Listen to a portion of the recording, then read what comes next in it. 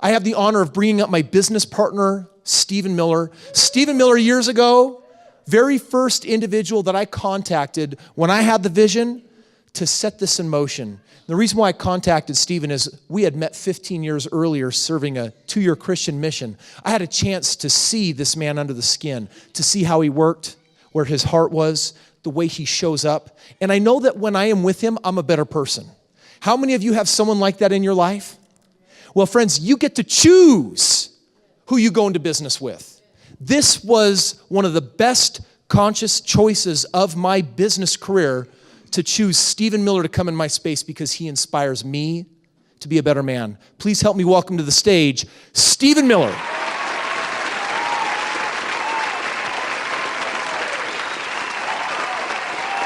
Thank you. I appreciate you. I'm really excited to be here. I like Amy, I enjoy when Chris gets to announce me, because he always makes me feel a lot better than I often feel myself. You know, you come into a room and you don't know everybody, and sometimes you get a little nervous, and you know, that makes you really feel good and really want to get out there and get going. So I'm here to talk about what we do at Strongbrook. We're all about empowering people, both personally and financially. And I'm gonna focus today on the wealth building portion through real estate. How many of you here know that Strongbrook does real estate? How many of you don't know that Strongbrook does real estate? Oh, we all know? Okay, there's a couple people in the room that don't know that we do real estate. Well, we're going to talk about what we do in real estate here. But I want to talk about where you fit in, right? Where are we as a people? And some of these statistics are interesting for me. Hopefully you'll find these as interesting as I find them. But number one, the richest 85 people on the planet have as much wealth as 1/2 of the entire human race. Kind of interesting, huh? How many of you want to be those top 85 people? Yeah, we're talking about how to get there, right? Okay, how about this next one? Those 85 people are part of the world's richest 1%, a group that has amassed about 46% of the world's wealth, or $110 trillion. The percentage of income held by the richest 1% in the U.S. has grown nearly 150% over the last 30 years, while the bottom 90% of Americans have become poorer. Why is that? Those dirty, selfish 1%. Those filthy, stinking rich, right? No, really. Why is that the case? What do you think? What's contributing to that? Education? Maybe? Lack of? What's that? Your thoughts. Thoughts and actions. I really think that you're onto something there. I just finished a book which was phenomenal, which is called The 10X Rule by Grant Cardone. Yeah.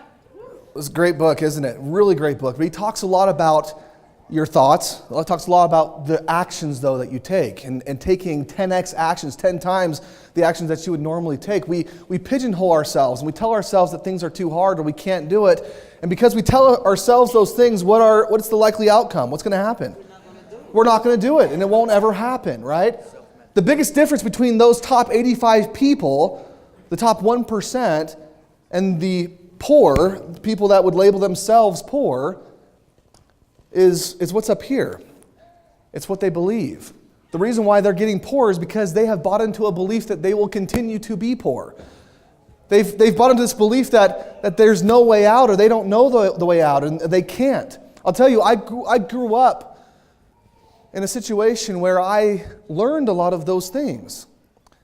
And that learning wasn't necessarily beneficial for me, except for that it gave me a perspective, and it gave me something that I actually, it grew a flame inside of me. It grew this flame where I wanted to get out and do something different. I recognized where I was, and I recognized it wasn't where I wanted to be. I wanted to find a different way and a different path. And I started reaching out to different mentors. And the only difference between, again, the 1% or the bottom 99% is that the 1% believes that they can.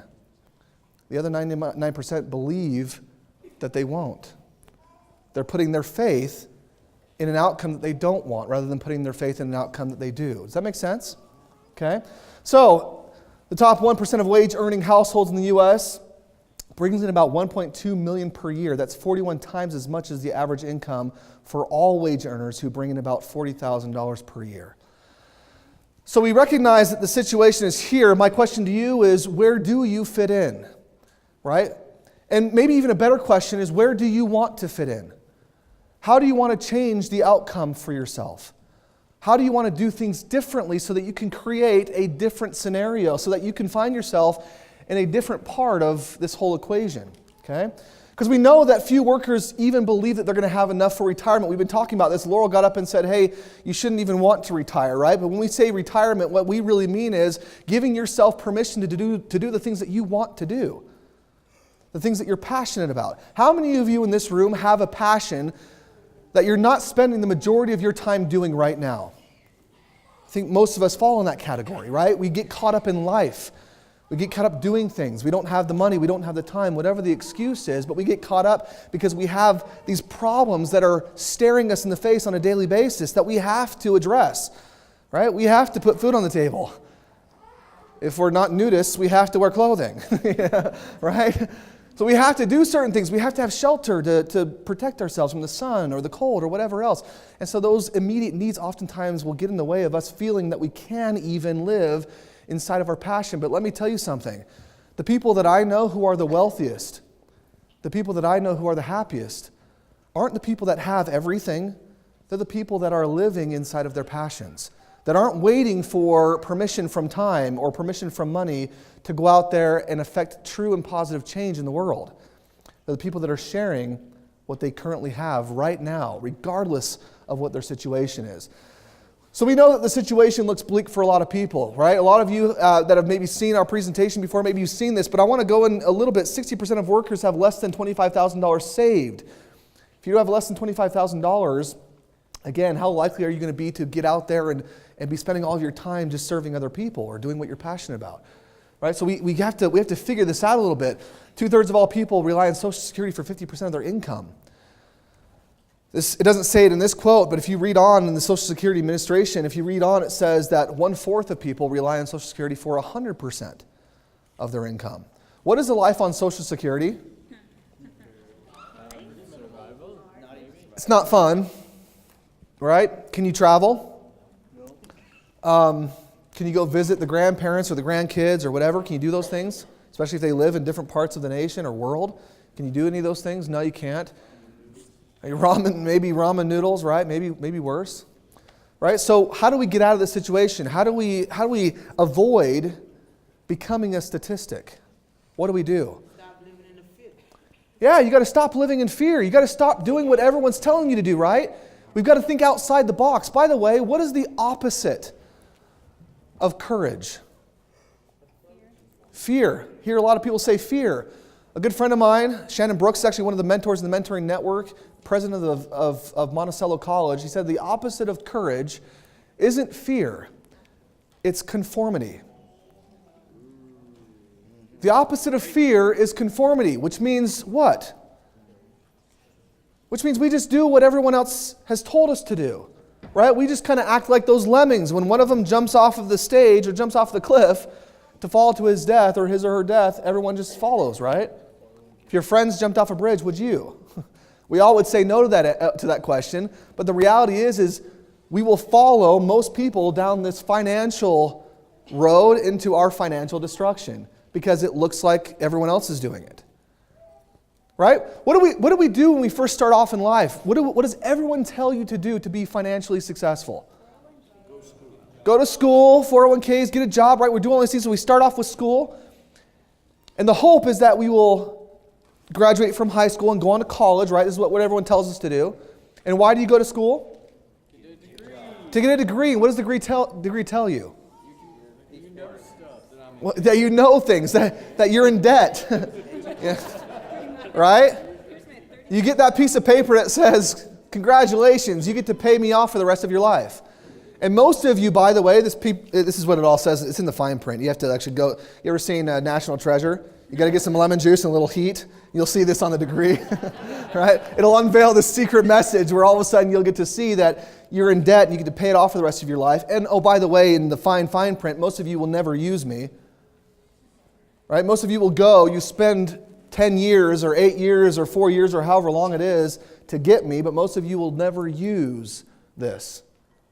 But you put a lot of money into it because why? Well, because everyone told you to. You put a lot of time into it because why? Because everyone told you to, but you didn't use it, or you're not going to use it, statistically speaking. But we do it anyway, right? So we go through, we get the job, or we get our diploma. It tells us we're smart. It tells us that we can get a job maybe at a mid-level entry position rather than a starting position. Maybe we can earn a little bit more money. We can value ourselves more. Let me just tell you something. Please start valuing yourself now. Don't wait for a piece of paper to value yourself. Value yourself right now. You are worth whatever you want to be worth. Okay, so start valuing yourself now. Don't give yourself permission after you've gotten a piece of paper. Okay? So then you get that diploma, you get the job, you start working, and the end goal is to get enough money so that you can get into that space, that retirement space, whatever we want to call that, but that space of where you can start to do what you want to do. Do you know where most people make their money, though? How most people avoid being a statistic that do? The top 3%, what do? They do real estate. Have you ever heard that 70% of millionaires made their money in real estate? I have no idea where that statistic came from. But let's just say it's real. Okay?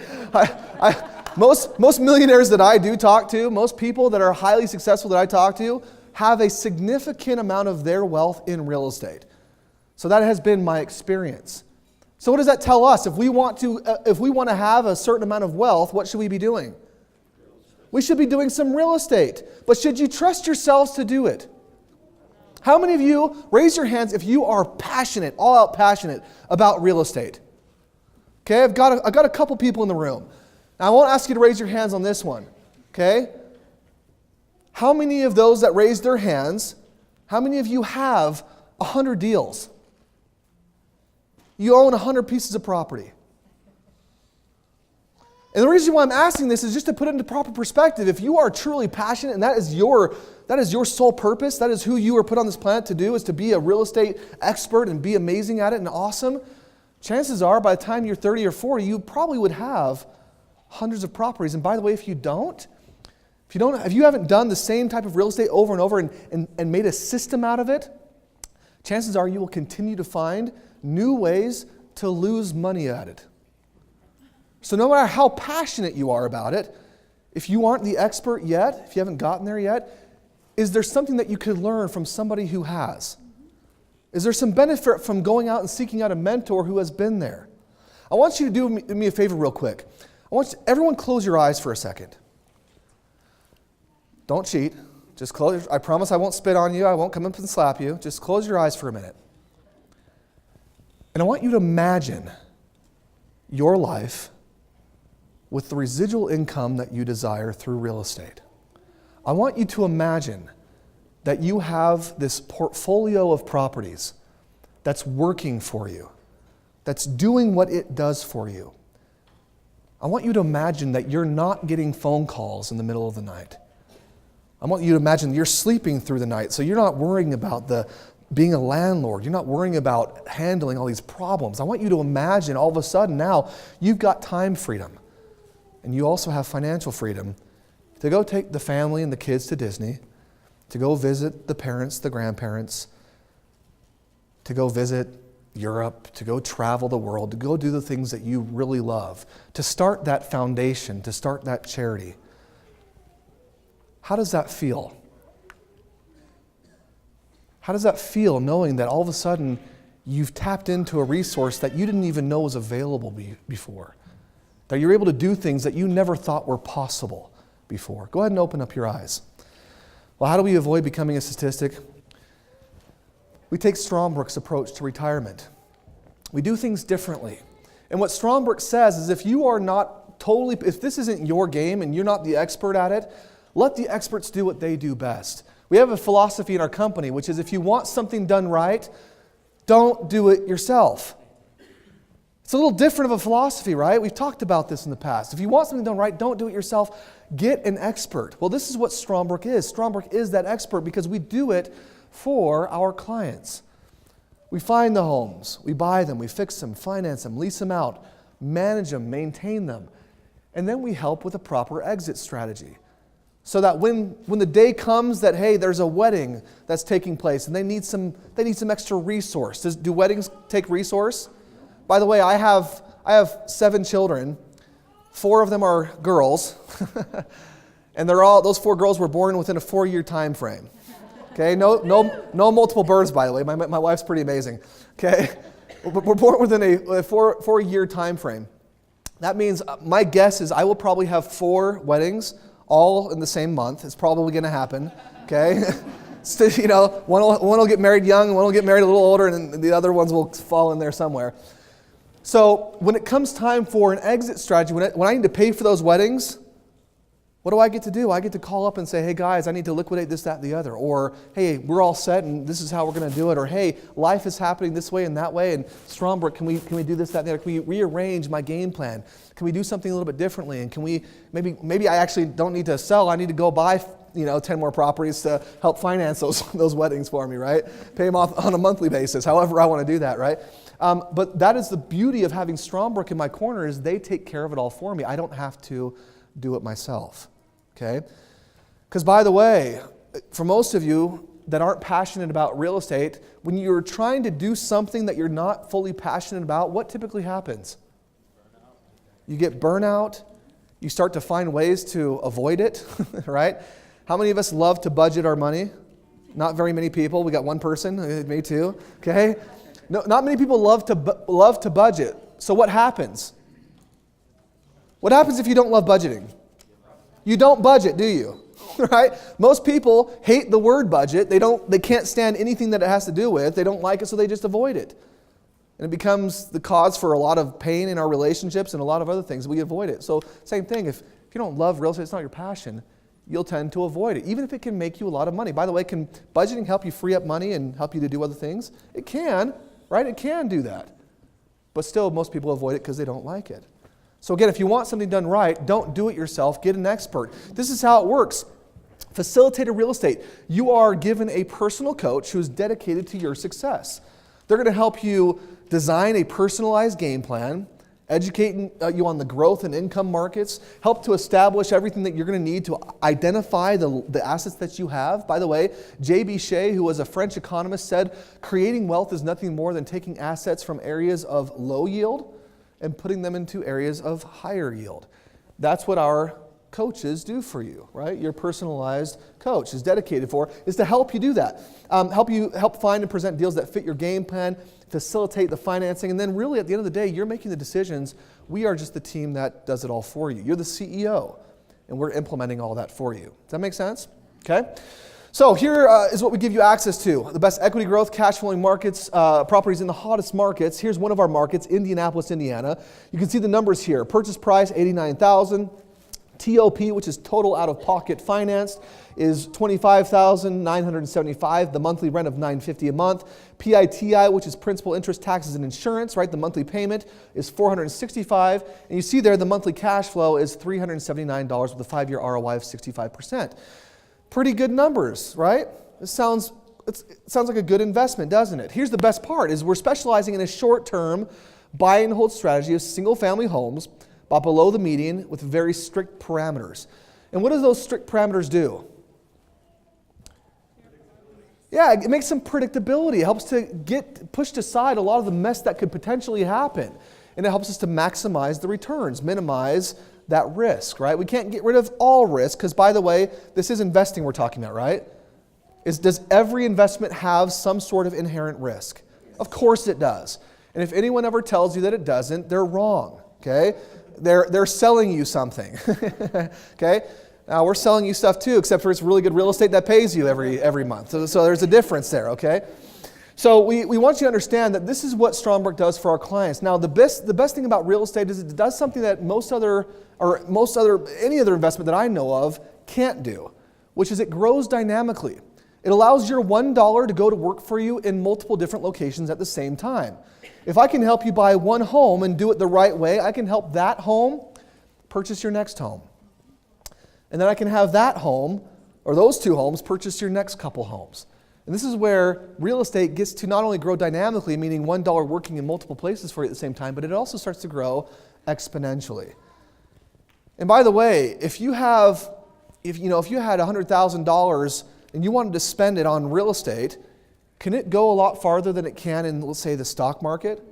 Yeah, you can do with something that's called leverage, right? Other people's money. You can leverage real estate. You can't do that with most other investments. So again, it's very powerful. And this is how we are able to grow that dynamically as well as exponentially for our clients. Here are some of the numbers. Starting with just 2 homes in year 1, after 20 years, you can see how also time adds a lot of value in what we're doing here in real estate. Over 20 years, you looked at that 2 homes ends up being about a $1.8 million net worth and a net cash flow of $132,000 per year. Let me ask you a question. If that is the case, and all of a sudden you're able to grow a small sum starting in year 1, let's call it $85,000, to a net worth of 1.8, but more importantly, a cash flow of $132,000 over 20 years, can we start to talk about a real retirement where we are actually playing in our passion? Does that start to become a reality? Can we start to look at things a little bit differently? Yeah, definitely can. Here's our track record. This is what we've been doing on our last 1,000 deals here. You can see average purchase price, average square feet, average year built, average equity ROI, average cash on cash ROI, which is, by the way, unbelievable there. Average price per square foot, average property rehab, average vacancies, average hours saved. Again, at the end of the day, we invest with very strict parameters because that helps us to have a level of predictability. The more predictable we can make the system, the more risk we can mitigate, and the more profit we can gain for our clients, right? The more safety measures we put in place. By the way, how many of you know who Warren Buffett is? Warren Buffett, okay, if you don't know who Warren Buffett is, he is one of the richest men in the world. Usually is on the top 5 list, right? Richest people in the world. And Warren Buffett, before he ever invests in anything, he says, I'm going to implement a specific strategy. Does anyone know what that strategy is? What he says? His teachings? Buy low and sell high. Sort of. He says, before I buy any investment, I have to make sure that it has a large margin of safety. Now, what does that mean? What does a large margin of safety mean? Well, that means that he thinks differently than the rest of the world thinks, because most people, when they think of getting a high return on any investment, what do they also associate with that high return? High risk, right? So high return equals high risk to you. To Warren Buffett, he thinks of it a little bit counter-cyclically or counterintuitively, right? He says, no, in order for me to get a high return, I have to expect a large margin of safety. Large margin of safety means low what? Low risk, but high return. So do you see how powerful our thinking is? How many of us would like to be swapped financially with Warren Buffett?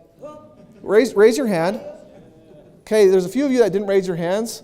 There's the door. Now really, right?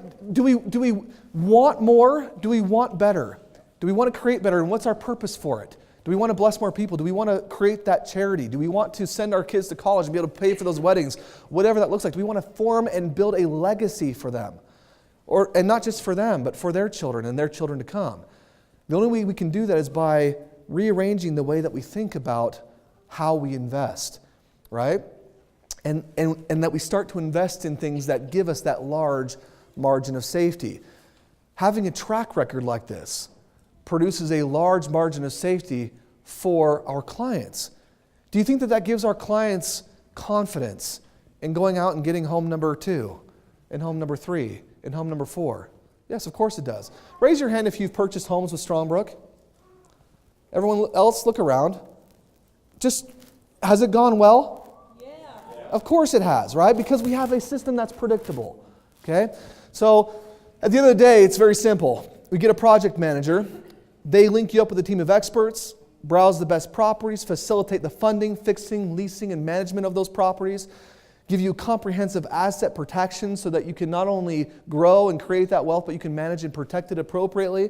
And then we start to rinse and repeat as we buy and sell and expand the portfolio, grow that exponentially as well as dynamically.